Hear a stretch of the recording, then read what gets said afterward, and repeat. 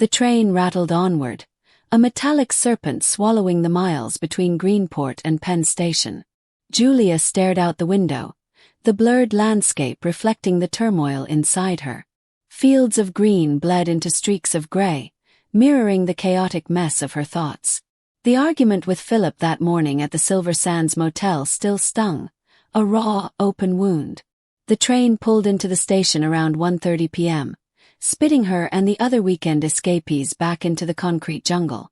Julia navigated the crowds with a practiced ease, the city noise a familiar balm compared to the silence of her own head.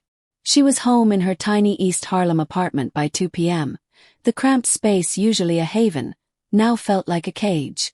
The easel stood sentinel in the corner, Philip's half-finished portrait staring back at her with accusing eyes. A familiar impulse surged, to lose herself in the vibrant colors, to paint away the anger and hurt. But the thought of Philip's face, the disappointment she'd seen etched there this morning, stopped her cold. Instead, she yanked a white sheet from the closet and draped it over the easel, obscuring the unfinished masterpiece. The familiar ritual began. The small plastic baggie emerged from her purse, the powder inside gleaming white under the dim apartment light. Just because, she told herself, a twisted form of revenge aimed at Philip, at herself, at the whole damn situation. She snorted a line, the familiar burn searing through her nostrils. It did little to soothe the rage that simmered inside. She felt ugly and small, a pathetic addict caught in a familiar loop. This wasn't her. Not anymore. Or at least it wasn't supposed to be. Julia stumbled to the window, pushing it open, letting the colder city air wash over her face. Grasping for a semblance of control, she lit a cigarette, the nicotine a weak palliative against the stress. Her skin prickled with a clammy sweat. Closing her eyes, she ran a hand through her hair, the strands tangled and greasy. The shame was a heavy weight in her chest. The argument replayed in her mind, a broken record of accusations and denials. Philip's face was etched with disbelief as he held the baggie in his hand. "This is just a backup," she'd pleaded, her voice cracking. "I swear I haven't used it in weeks." But the lie had tasted like rotten flesh in her mouth, and she knew, even as she said it, that he didn't believe her. That was why she had bolted from the motel room, a desperate escape from his judgment.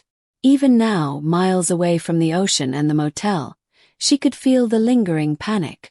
Digging in her bag for lip balm, her fingers brushed against something unexpected. Thermos. The rosemary extract, Philip's homemade antidote. The guilt struck her like a physical blow, a sharp, sickening pang. She looked at the object, turning it over in her hands, and opened it, the aroma of rosemary faint but unmistakable. The irony was almost unbearable. He'd made it for her, a natural remedy to ease the cravings. He was trying to help and she was... this. Carefully, she put the tea on the kitchen counter, the small act a silent admission of defeat. Her phone buzzed on the table, the screen lighting up with Philip's name. She silenced it, the guilt intensifying with each unanswered call. A text message popped up. "We need to talk, Julia." Her fingers floated over the keyboard, the words catching in her throat. What could she say? How could she explain? She typed a response, deleting and rewriting it several times before finally sending.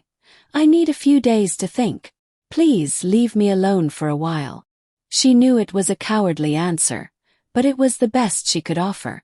She needed space, distance, time to unravel the knot of lies and self-destruction that had tightened around her.